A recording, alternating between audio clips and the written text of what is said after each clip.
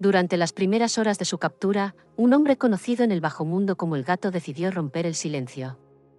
No fue una declaración improvisada ni un intento desesperado por limpiar su nombre. Fue una confesión calculada, pronunciada con la serenidad de alguien que sabe que ya no tiene nada que perder. En sus palabras quedó claro que lo ocurrido con Camilo Ochoa no fue un accidente, ni mucho menos un hecho aislado.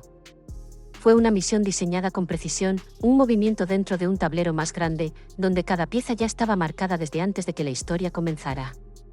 El Gato aseguró que aceptó hablar porque en su mundo callar significa estar condenado.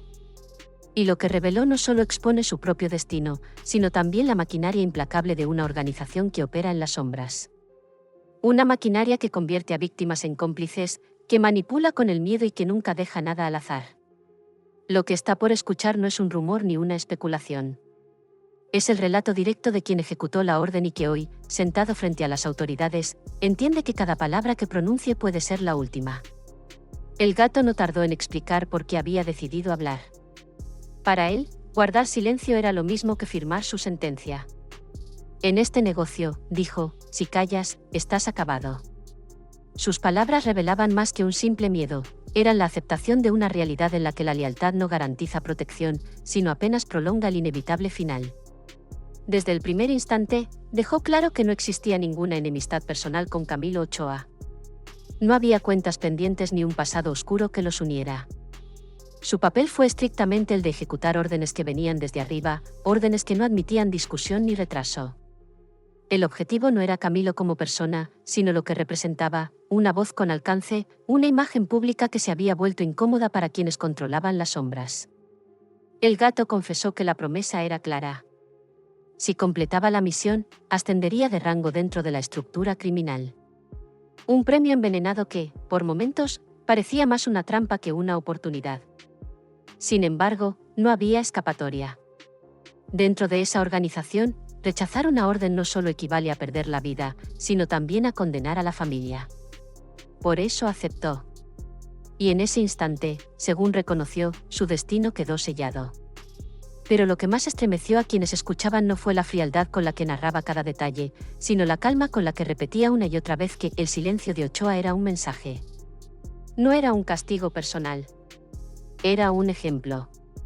Una advertencia para todos los que osaran desafiar el control del cártel. Según su testimonio, la orden no llegó en un mensaje casual ni en una simple llamada. El Gato fue citado a una reunión privada, en un lugar donde sabía que no podía negarse a asistir. Frente a él se encontraban los mandos de los chapitos, figuras cuya sola presencia marcaba la diferencia entre la vida y la muerte. Allí, sin rodeos, le dijeron que había llegado su momento. Si quieres dejar de ser un simple operador, esta es tu prueba. Aquellas palabras, relató, no fueron una invitación. Eran una sentencia. La organización no pedía favores, imponía pruebas. Y esa prueba tenía un nombre claro. Camilo Ochoa. El Gato explicó que en ese instante entendió que no existía margen de elección. Rechazar la misión no significaba solo perder su vida, sino arrastrar consigo a su familia. Esa es la verdadera lógica del miedo, no solo se amenaza al individuo, sino a todos los que ama, hasta que no queda más salida que obedecer. Lo más impactante es que la misión no fue improvisada. En la reunión le entregaron planos detallados de la casa de Camilo, registros de seguridad e incluso horarios precisos de sus actividades. Todo estaba medido al milímetro. Cada movimiento de Ochoa había sido observado, registrado y convertido en un mapa de vulnerabilidades. El mensaje era claro. Fallar no era una opción. Y si había dudas de su destino, la organización se encargó de disiparlas. Ese día, el Gato pasó de ser un operador más, a convertirse en el ejecutor de una misión que lo marcaría para siempre. Lo que más estremeció de la confesión fue el papel que jugó alguien que nunca debió estar en el centro de esta historia, la esposa de Camilo Ochoa. Durante meses, en redes sociales circularon versiones que la señalaban como traidora, como si hubiera entregado a su esposo por dinero o interés personal. Pero el Gato desmintió de raíz esas teorías. Según su declaración, ella fue la pieza más vulnerable de todo el tablero. La organización la detectó mucho antes de que él siquiera recibiera la orden. Sabían que la familia era su punto débil, y lo explotaron hasta quebrarla. No fue una decisión voluntaria. No fue un plan propio. Fue sometida bajo amenazas directas contra sus seres queridos. Ella no quería, pero ya la tenían controlada, dijo el gato con un tono casi resignado. La presión era constante. Le exigieron información que parecía trivial, pero que resultó ser decisiva: las horas en las que Camilo hacía sus transmisiones en vivo, los espacios de la casa donde la seguridad era más débil, los movimientos diarios del personal que resguardaba la vivienda. Cada dato era una pieza de un rompecabezas que, armado con precisión, garantizaba que no hubiera errores. Lo más impactante es que, según el gato, ella incluso intentó retrasar la entrega de información.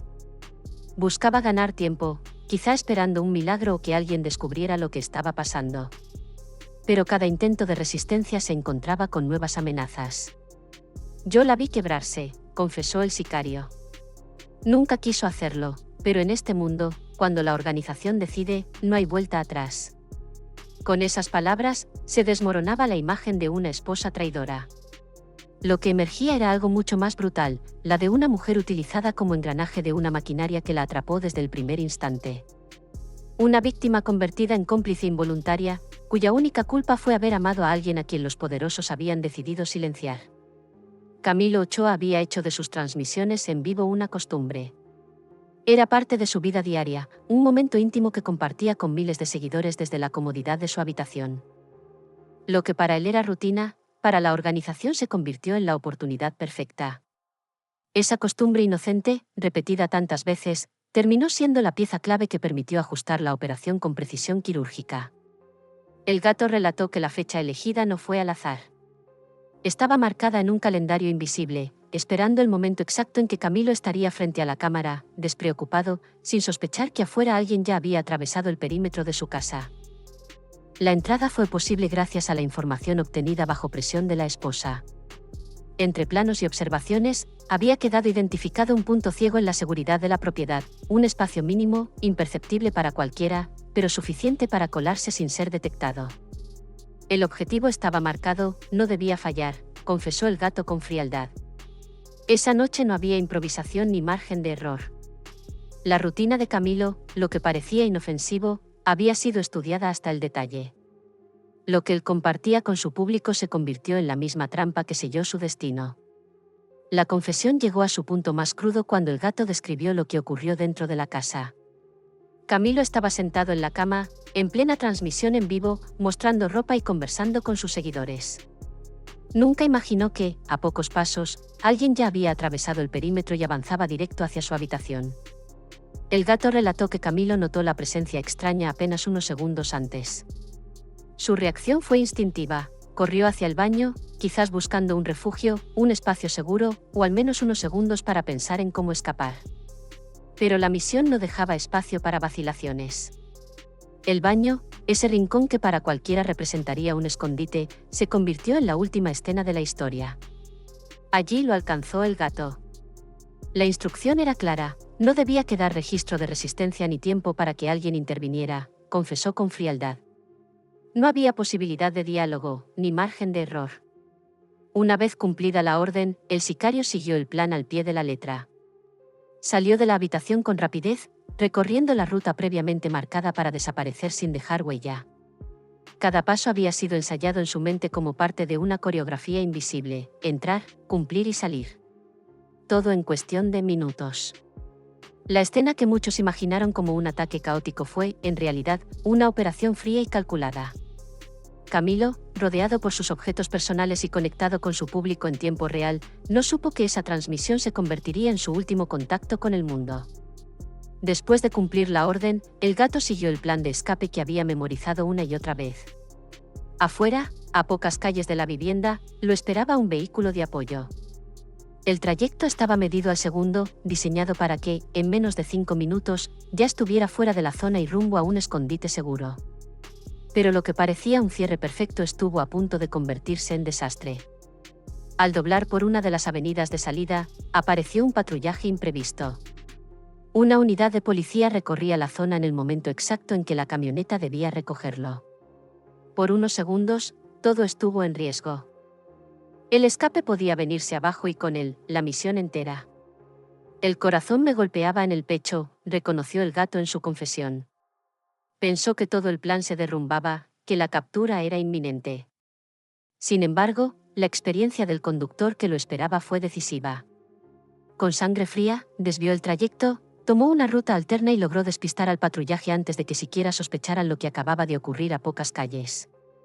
Ese giro inesperado le devolvió el aire, pero también dejó una huella en su mente. El gato confesó que por primera vez entendió que, aunque todo había sido calculado, cualquier detalle podía arruinar la operación. Y aún así, salió convencido de que había ganado. Creía que ese día había asegurado su ascenso dentro de la organización, sin darse cuenta de que, en realidad, había firmado su sentencia. Lo que debía ser su consagración terminó convertido en su caída. En su confesión, el gato reconoció la ironía de su destino, buscaba subir de rango, pero terminó marcado como traidor por la misma organización que lo utilizó. Desde el momento en que aceptó hablar con las autoridades, comenzaron las señales. Mensajes velados, rumores dentro de la cárcel, advertencias que llegaban hasta él con una claridad escalofriante. Su tiempo se estaba agotando. El mismo grupo que le había prometido un ascenso ahora lo consideraba un enemigo al que había que silenciar. El error más grande no fue cumplir la orden, admitió. El error fue contarla. Con esa frase, dejó en claro que cada palabra que pronunciaba era también un paso hacia su propia condena. Dentro de la estructura del cártel no existe perdón para quien rompe el pacto del silencio. El gato aseguró que ya no teme por lo que pueda ocurrirle a él. Su verdadera preocupación es su familia, que nada tuvo que ver con esta historia, pero que carga con la amenaza constante de ser usada como represalia. Esa petición de protección fue quizás lo más humano de toda su declaración, un hombre que, tras ejecutar una misión implacable, ahora rogaba que al menos su familia no pagara el precio. La traición, en este mundo, no necesita ser real. Basta con que alguien hable. Y al hablar, el gato se convirtió en el blanco de los mismos que un día lo vieron como pieza útil. En la parte final de su confesión, el gato dejó una advertencia que heló a todos los presentes. Aseguró que su historia no era un hecho aislado, sino apenas un reflejo de un engranaje que nunca se detiene. Mientras ellos tengan el poder, habrá más Camilos, más familias destruidas, más vidas truncadas, declaró con voz firme. Explicó que la estructura del cártel funciona como un tablero de ajedrez, cada persona es una pieza movida a voluntad de los de arriba. No importa si son operadores, familias o inocentes, cada uno puede ser utilizado, manipulado o sacrificado en nombre de un objetivo mayor. Y lo más aterrador es que esas piezas se reemplazan con facilidad. Yo solo soy una pieza que se quebró, dijo, mirando fijamente a quienes lo escuchaban. Pero detrás de mí hay decenas esperando su turno. Con esas palabras, dejó claro que su confesión no era solo un acto de arrepentimiento, sino también una advertencia. La maquinaria no se detendrá con su caída, porque siempre hay alguien más dispuesto, o forzado, a ocupar su lugar. Lo que muchos interpretaron como el cierre de un caso, en realidad se convirtió en la apertura de un escenario mucho más grande, un sistema que seguirá operando en silencio, repitiendo una y otra vez el mismo patrón, hasta que alguien logre romper la cadena de poder y miedo que lo sostiene. La confesión del gato no solo reveló los detalles de una misión ejecutada con precisión, sino que también expuso los mecanismos ocultos de una maquinaria que se alimenta del miedo y la obediencia. Lo que en un inicio parecía la historia de un ataque aislado contra Camilo Ochoa terminó siendo la radiografía de cómo operan desde adentro estas organizaciones, detectando debilidades, manipulando vínculos familiares y convirtiendo la rutina más cotidiana en una trampa mortal. Las palabras del sicario desarmaron la versión que durante semanas señalaba a la esposa de Camilo como cómplice voluntaria. Su relato dejó claro que ella fue una víctima atrapada en un juego donde no existía escapatoria. No actuó por interés ni por ambición, sino bajo la amenaza de perder a los que más amaba. Esa revelación cambió la forma en que la opinión pública entendió el caso, derribando los prejuicios que la habían rodeado. Pero la confesión fue más allá de limpiar culpas. Fue también una advertencia. El gato, consciente de que su testimonio equivalía a firmar su condena, dejó grabada una frase que aún resuena: si hoy me callan, que al menos sepan que no lo hice por odio ni por dinero. Lo hice porque me ordenaron, y porque en este mundo, si dices que no, ya estás muerto. Con esas palabras, el relato deja de ser solo una confesión para convertirse en un espejo de algo más profundo, la fragilidad de quienes viven bajo el dominio de una maquinaria que no perdona, que convierte a cualquiera en pieza descartable y que siempre está dispuesta a mover la siguiente ficha.